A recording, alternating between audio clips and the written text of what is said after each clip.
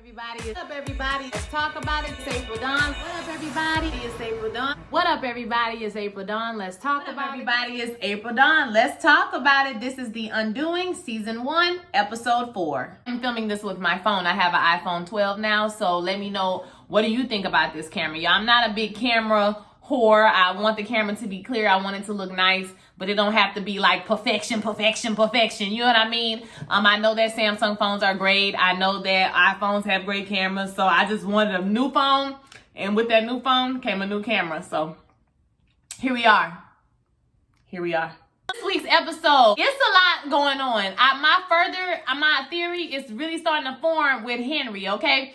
They gave us a kind of psych out in the episode, but then they brought it back around ha, you thought we was playing, but guess what? So a lot of stuff happened this week. I don't want to waste any time. Let's go ahead and get into it. Oh, one more thing before I start. I will be at home this week, so I'm going to try to get my Fargo video up as fast as I possibly can.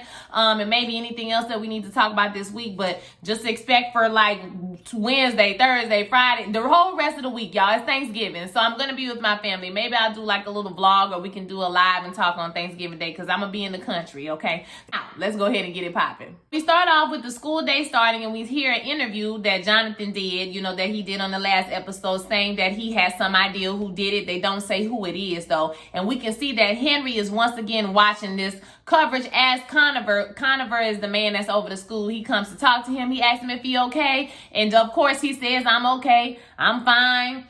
And Henry goes back to watching the news. You'll kind of see that Henry, I see that Henry kind of takes things from all of his parents. He likes the fact that Franklin came in there and wore Conover out last week. He likes that. He kind of likes the fact that his dad, he doesn't know whether he should like it or not. And I think the way that they're leading him is to it's okay. We can get away with it. If we can get away with it, then it's okay. And this is showing how adults do things and how it materializes into a child's mind or to a child's actions. It happens a lot in this episode. So we see Jonathan ask Grace. We see Jonathan and Grace together, and they're doing their walk, of course. And he's asked her, why was she outside of Elena's apartment that night? And she says, well, I was just walking like I always do. This is what I do. And he was like, well, it is a coincidence that, he was having an affair with her and he had just left her. And there you go walking across the street. So was she following him?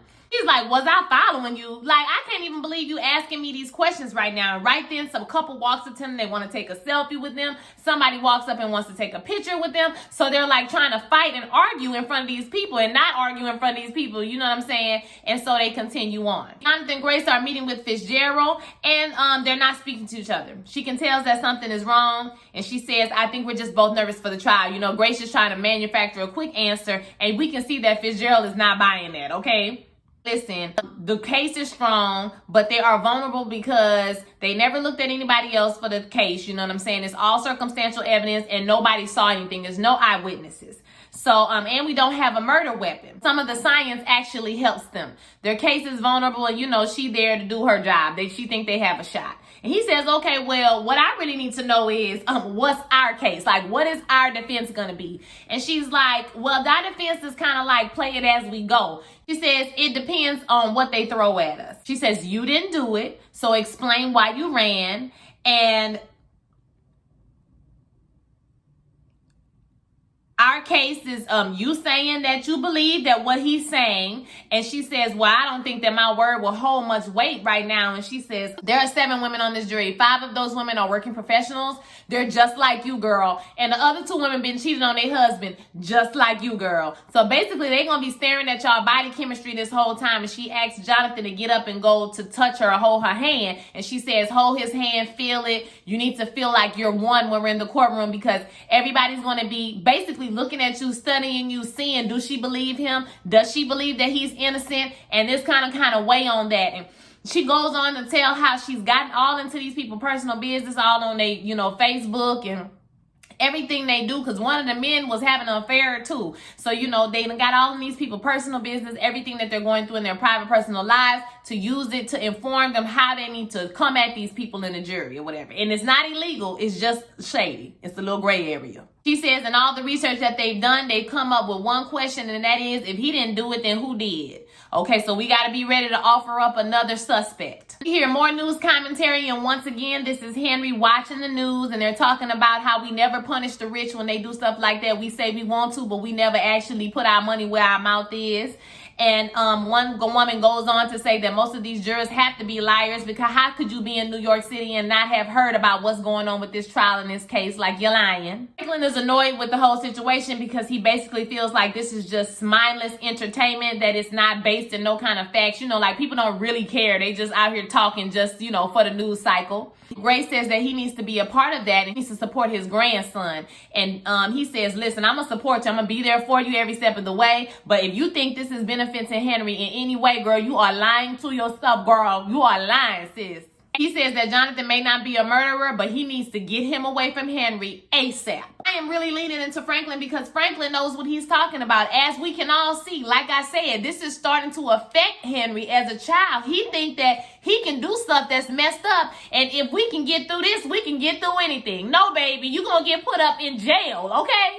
We don't need to teach the youth that they can just do anything and get away with it. That's not how life works. That seems to be what's happening in this family, and I don't like that. So we see the trial beginning and some media flurry as they arrive to the courthouse, and we also see Franklin and Henry arrive together. They all go through security, and when they go through security, Grace gives Jonathan the stare of death, okay, as they're going through. But they do hold hands and they walk into the courthouse. So then we see that the prosecutor is up. She's giving her opening statement, and she tells them that I must warn you, whatever you heard in your previous dispositions upon this case or about this case is worse than you think. She says Jonathan was having an affair with the victim. He went to the studio with the victim. He penetrated her sexually, and then he bludgeoned her to death.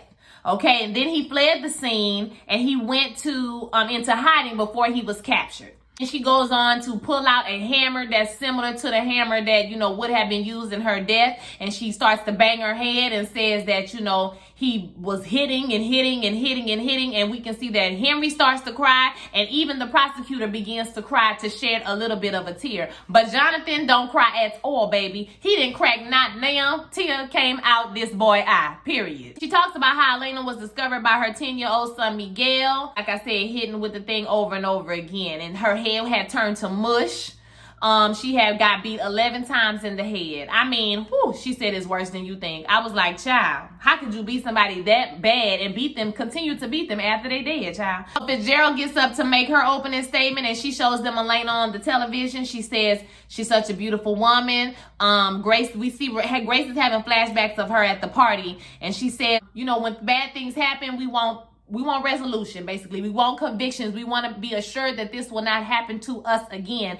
And she says that she knows that the client's DNA was at the investigation, and Jonathan had everything there, you know, so they just basically had tunnel vision on him. We're not saying that their job was sloppy. We're not saying that they didn't know what they was doing, but what we are saying is that they had that tunnel vision on that one person, and nobody else was even investigated, you know, as a possible suspect for this crime. She says a person who had to kill Elena had to been a crime of passion, the way she was bludgeoned, the way she was killed.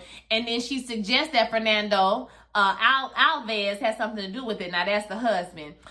She's saying that he had motive, he had opportunity, you know, he had everything to be able to kill her. It was never investigated because Jonathan's semen was found inside the victim. And even though he was having an affair with her, it does not mean that he killed her. So in the recess of the court, I guess it's the end of the day. You know, the court has recessed, and they enter the media frenzy once more as they go home. And we see at home, we see Jonathan watching the news again, and they're saying that basically there's no evidence to say that Fernando Alves killed him. So eventually the prosecution and the defense is going to have to come up with a case, and the case right now is he did it, the husband did it, but he didn't do it. There's no evidence, so they're not going to be able to prove that. And we see that Jonathan kind of sulks away in his chair as he sits back and looks at a picture of him and Henry, look like they fishing or camping or something. Franklin is playing the piano downstairs. Lies of meine Lieder durch die Nacht zu dir, in den stillen Hain hernieder, Liebchen, kommst zu mir. I definitely sang that song that he was playing in college. It's one of my favorite songs. It's a Schubert song by Franz Schubert. Y'all know I'm a music nerd. You gotta get into me, okay? And that was one of my favorite songs to sing. I really like that song. In the still and Einheit nicht, leise Flügeln ich fürchte nicht. I can't remember all the words, y'all, because it's German, but it was definitely good. It was definitely one of my songs. I remember that. So he was playing the piano, and we see that Grace gets a phone call from Jonathan. He's at home, and he's just making, like, basic small talk, like, we trying to be boot up. And I was like, hell no, nigga. Like, why is Grace even entertaining? Let me tell y'all something. That love will have you entertaining a whole murderer out here, bitch. I was like, baby, I don't like that. He is a murderer. He had a baby on you at the very least, ma'am. Why are you talking to this nigga on the phone? So she's sitting down talking to him on the phone. Small talk. You know, he's talking about everything, how he feel lonely, the house is cold, this and that. Well, you should have thought about that when you was digging in them guts, making babies, sir, and bludgeoning people across the damn head, okay? He talking about she gonna take Henry's phone away from him because he's obsessed with everything that's going on in the press. And he says, oh, you know, I tried to do it one time, and, you know, he turned into that kid from The Exorcist. Like, bitch, shut your murdering ass up. I cannot with Jonathan. Here you go, Grace, with your dumb ass. You sitting on the phone giggling. Girl, you laughing? Girl, listen, I don't know. This is strange to me. I just knew that Fernando Alves had something to do with it, because I was like, you would not let this man in your house if y'all ain't have a secret or y'all share some type of secret, right? But then after I seen it this week and she on the phone giggling with, no, it's not that. It's just the writing. And writers, we don't believe this. Okay, like, it's fresh. He had a baby on her. Not just, I had an affair and the girl ended up dead. I mean, even though, you know, accused of murder, that would make me not want to be nowhere around you. But she lays on the phone with him. She kikis with him about nothing, and they get off the phone. And now when she turned over to go to sleep, I just think Grace was like, I want the D. Shout out to Bonnie Blue, okay? And she went to the house. She went on her walk. You think she's just going on a walk around the neighborhood, but she's not. She's going to see her husband and get some of that D, okay? So that's what she did. She went over there. She climbed in the bed with her dumb ass and had sex with him. I was like, girl, you gonna regret this. You gonna regret this, sis. You gonna regret it. So the next morning, Grace go home looking real hard and put away wet, baby. And so she walking, looking out the window like, what did I do? I just smashed the murderer. And her son is sitting on the couch like, oh, like just like he always is, creepily. Okay, he get on my nerves. He always creeping around somewhere and hiding around the damn corner. She turns around, scared, of course, and she's like, what are you doing here? And he was like, I'm just sitting here. I mean, truth be told, Henry was in his own house. You the one trying to sneak at home, but you know what I'm saying? Like, he up in the house. Basically, he tells her that he saw them. He says that when he was at school one day, he was going into school or coming out to school, and he saw Elena and the baby across the street. I think he was going in because he saw Elena and the baby and Jonathan across the street, and they was canoodling. He said they wasn't kissing or nothing, but he knew. He saw it and he knew. And he says, he saw me. He saw me and he smiled at me. He said he saw me and he smiled at me. And he knew I knew. I said, wait a minute, bitch. Now he a sociopath. Okay, I knew what it was before we even got to it because I watched all 8 seasons of Dexter. Okay, so I know what a sociopath is and how they can just blend in and pretend like they have feelings and shit. They ain't got no damn feelings. I knew something was wrong when you out here exposing to your son who ain't never, y'all don't even play like that. You supposed to be the wholesome dad and shit, and now you out here cheating and you looking at your son smiling like he gonna be okay with it. Do you see how this is teaching Henry bad habits and bad things that he should not be doing as a child? Okay, let's continue. He says, I wanted to tell you, I wanted to say something, but I felt like he trusted me. So he felt like they had like a little inside secret and he wanted to break trust with his father, especially everything they was going through. But now shit is getting real, so he got to go ahead and tell it. She says, I know it's been rough, but you know, we can survive this. If we can survive this, we can survive anything. He tells Fitzgerald this, and Fitzgerald is pissed off. Obviously, she's upset about this whole thing. She's trying to tell her, listen, we about to go in court. We about to go up against the prosecutor or the detective. So I need for you to calm down. You know, you need to bring it down or whatever. And she's like, no, why would you do that to your son? Why would you? And he's like, like, okay, fine, I got it, okay. It's like, just the way he said in her office when he was like, okay, I mean, I get it. Like, you didn't realize that what you was doing was horrible because you don't have normal human emotions because you are a sociopath/psychopath.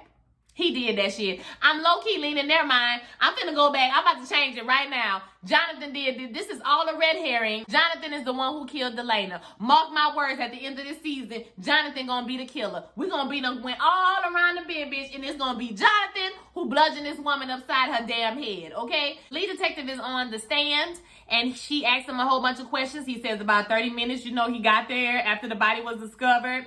Her hair was... her skull was lacerated. Her skull was crushed. Her husband, you know, could barely facially recognize her, obviously, with her head being beat in. And then the lady goes to show the photographs, which shocked everybody in the court. Nobody got a warning or anything. She just showed them to everybody.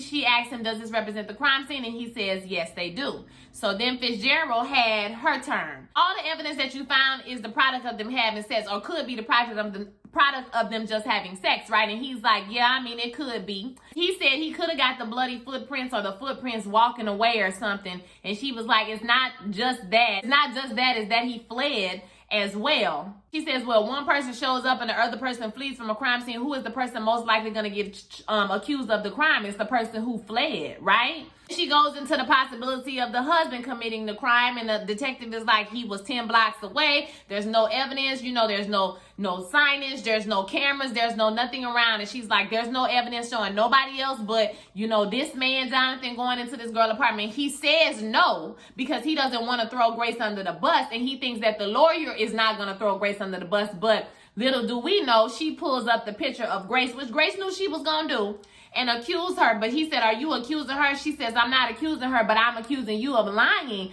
because you told me that it wasn't nobody else on the camera around here. And she was like, there's no evidence of her going in and out the apartment. There's no evidence of her doing nothing else. And she was like, okay, fine. But I'm just saying, you just told me that wasn't nobody else around there on camera and you just lied. Okay, so that lets me know that you didn't invest anybody. He says, well, we did look at Alvarez. We did look at her. Well, did you Mirandize her? No, we didn't because we didn't have to. Basically, is what he's trying to say. Same thing with Fernando, but she's saying you didn't Mirandize Fernando because you didn't want to mess up your case with Jonathan. Because you had another suspect, it would have messed up the conviction possibility for Jonathan, and that's where she got him. He didn't say anything. The detective reiterated that Fernando had an alibi. That's why he was not a suspect and considered to be a suspect. After that day, we see Henry, once again, he's reading whatever they're talking about today, going on with the case. And Jonathan tells him to turn it off. They're at a restaurant having lunch or dinner or whatever. And you can tell the waiters and then they kept interrupting them. They kept interrupting Jonathan, and he kept getting very perturbed with other people coming into their conversation. So he tells him to turn it off right now and put it up. He asks Grace if she knew that Fitzgerald was going to pull up that picture of her, and she says, yes, I did. And he says, well, you okay being a suspect? And she says, I'm not a suspect. That was Haley's point, that they should have taken more consideration into her and more consideration into the husband and everybody, and not just her father. They had tunnel vision, and not just his father. They had tunnel vision. Jonathan goes in to talk about how his mom, told him about how he saw her with Elena and all of that stuff, and how he was wrong and how he shouldn't have done that. And Henry kind of just swoops that out the way and is like, well, I think that we're gonna get off, because Jonathan openly talks about how Mr. Fernando is like, they don't have no evidence that he did it and all of that stuff. So there's no way for them to say that he did it. And then Henry is like, I think we're going to win. Mom, didn't you say that if we can survive this, we can survive anything? So if this family survives this trial, I think that we can be a family again. And he'll never cheat, right? And she's just like, oh my God, child. I'm not gonna get back together with your damn daddy. He had a whole baby on me. We can make it work. We can do this. We can do that. And they're both looking at him like, hell no. Eventually, Jonathan gets upset. He walks away from the table. And Henry is like, what did I say? What did I do? What did I say? And she's like, just hold up. Let me go talk to him. He get around the corner and he say that it's the stress that's, getting to him about the trial and everything. He says, I don't believe you. Like, what the fuck is going on? Tell me what's happening. He says, I didn't kill the family dog. Oh, because when they was at the table, Henry was like, we can even get a dog. So that thing that happened, you know, I'll take care of it because that thing that happened before, it won't happen again, right? That's when Jonathan got up and left. So it wasn't a family dog. It was the family goddamn sister. He was 14 years old. He was watching a little sister. He went to go make a snack. Now, she was 4. And she wandered outside and got hit by a car. I'm going to tell you right now, when he was telling that story, it wasn't one tear that formed on this man's face. Y'all, he was literally wiping his eye like this, trying to get some water to come out of his eye. You hear me? I knew it. Right then, it was solidified for me.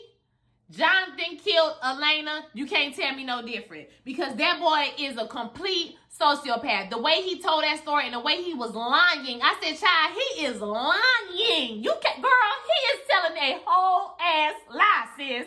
Don't believe it, girl. It did exactly what it was supposed to do, which is bring the sympathy back to him, right? Bring it back to him. I was selfish. I was wrong. I feel like it was your damn fault. I feel like it was all my fault. And, you know, I don't like to talk about it. Woo, woo, woo, woo, woo. You know? So it brought her back on his team, making her feel sorry for him a little bit, okay? It's manipulation, y'all. That's why he went into pediatric medicine. Child, he gave her the whole rundown. Bitch, I was like, he is full of shit. So she talks about this with Franklin later on, and he's like, well, what's your professional opinion? Would this make somebody more compassionate, or would it make them more psychotic? And she says, I tried to call his mama to get some more insight, you know, twice, but she has not returned my calls. Franklin was like, damn, that's bad when your own family don't even want nothing to do with your ass, okay? The next day, we see everyone walking into court, and as they go to security this time, Grace kind of smiles at him, and Jonathan smiles at her when she turns around, but then when he got to turn around, he looking at Fernando dead in the face. I was like, Fernando, set his ass down, okay? Fernando is on the stand, and Fernando says she didn't come home that night. She didn't reply to no texts or no phone calls, so, Miguel went to check on her. He said that he had sent Miguel to the school. The morning was busy. They had the baby. You know, it was a lot going on. So he told him to go ahead and take his own self to the bus. And he said, I guess he didn't go to the bus. He went to check on his mom's studio. After he called him, he said, I went down there and I looked at her and, you know, she was just laying there. And you know what I mean? I called an ambulance. He said her head was like liquid, basically. I called the ambulance and I called the police. We see that Sylvia has arrived in the court. So Fitzgerald gets up and she does her part and she says, I can't imagine the pain. And he's like, yes, you can. And he lets her know out the gate that, girl, I despise you, girl. You are pure trash for up here doing what you're doing. And she says, listen, what I did yesterday, I was trying to just show you and show the court that they didn't even try to see who else might have done it. You know what I'm saying? Like, I'm not trying to bring out your rage. She said your rage so she could illustrate that he be getting mad and flying off the handle, okay? I watch Law and Order, baby. I know this. So she says, so he says she was everything to me, and Fitzgerald is like, well, she wasn't, or you weren't everything to her because she was cheating on you, and they was men, and she tries to accuse her of having multiple affairs. There's no evidence of that we've seen on this show, but you know, maybe she did have multiple affairs with other women. Why she had another apartment? Is because she wanted to keep herself separate from you? And he was like, no, she needed time for her studio to create. That's why she wanted to be separate from me. It don't have nothing to do with her having affairs or whatever. And she's like, well, how would you know? Did you know that she was sleeping with Jonathan? Did you know? Since you know every damn thing. He was like, nah, I ain't know. Somebody sleeping in my bed. He ain't even know it, okay? So he said he didn't know at first. But he figured something was going on. Point that she says, okay, well, at some point you learned that your child was my client's biological was the father of your child or whatever, and I know that had to be devastating. That had to be heartbreaking, and you know she's trying to get him to get angry with her. Then she asked him about Elena and her psychological. Is she getting treated for any type of psychological illness? And he's like, yes, she is. And she said, well, do you know what kind? He's like, you're disgusting. I can't believe you're doing this. She was like, hey, you need to just calm down. You know, I'm just asking you some questions. I need for you to calm down. He starts to holler. She was like, excuse me, sir, are you on any type of psychiatric medicine? Do you need help, sir? I'm just meaning with everything that you're going through, are you getting some help? Like, she was Miss Fitzgerald was Annalise Keaton. Had Annalise Keaton walked so Fitzgerald could run, bitch. Okay, because she was doing it. Grace talks to Sylvia and she asks her, like, what's your opinion? What do you think for real? And Sylvia's like, well, I mean, it's more than likely that Jonathan did it, bitch. It just sounds like Jonathan did it. But she says, it got to be proven beyond a reasonable doubt. Then right now, you got the best lawyer, you know, that money can buy. So you should be good. Basically saying, like, he's a murderer, bitch. I don't know. You know what I mean? Like, girl, he could be a murderer, sis, but he ain't gonna go to jail. She says, I really want to ask you what you're actually thinking. I know I shouldn't ask this. She said, yeah, you probably shouldn't ask that. I was like, that's probably the best move for you, sis. Don't ask. We see Jonathan in the conference room and he's staring at pictures of Elena, different pictures of Elena. And there's one with a spoon in her mouth that he's really looking at like he's about to pull it out and whack it off. You know what I'm saying? Like, it was really gross and disgusting to me. Fitzgerald walks in the room and I feel like me and her, we had a black people moment where we looked at each other and she looked at me and I looked at her and I was like, girl, what the hell is this gross? And he's like, this is another reason why I couldn't have killed her. You know, I loved her. I loved her so much, quite madly. Boy, shut up. It didn't diminish his love for his wife. You know what I'm saying? But it was just different. And so at that point, somebody else comes into the room. She says it's going well, but you're going to need to testify. You're going to need to tell these people, like, why you ran, what happened, and everything with the case. And so only you can do it. She said, don't try to be honest because you're not honest. You told too many lies. Don't try to be a good husband because arguably you are neither. Okay?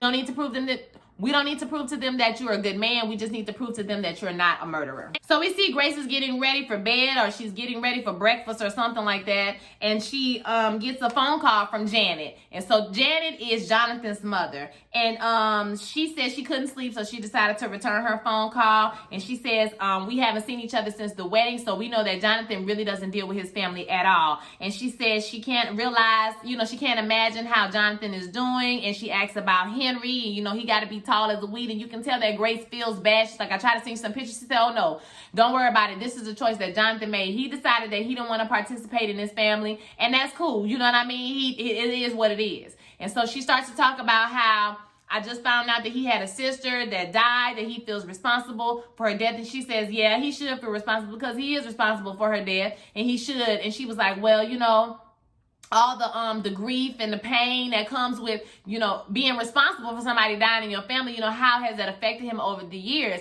And she says, oh, girl, well, you talking about grief and guilt, girl. He didn't feel no grief and no guilt. We kept waiting for him to feel grief and guilt. Like, we knew that eventually it would come after the shock wore off, but it never came, sis. He never felt guilty. He never felt no type of way about nothing he was doing. And he never even said he was sorry. He just lived here till he was old enough to leave and never come back. And that's exactly what he did, girl. He left and he did not come back, sis. So, girl, I don't know what to tell you. He's a complete ass sociopath, sis, like with no feelings, good sis. Good luck. So she goes and promptly reports all this back to Sylvia. And Sylvia was like, so hold up.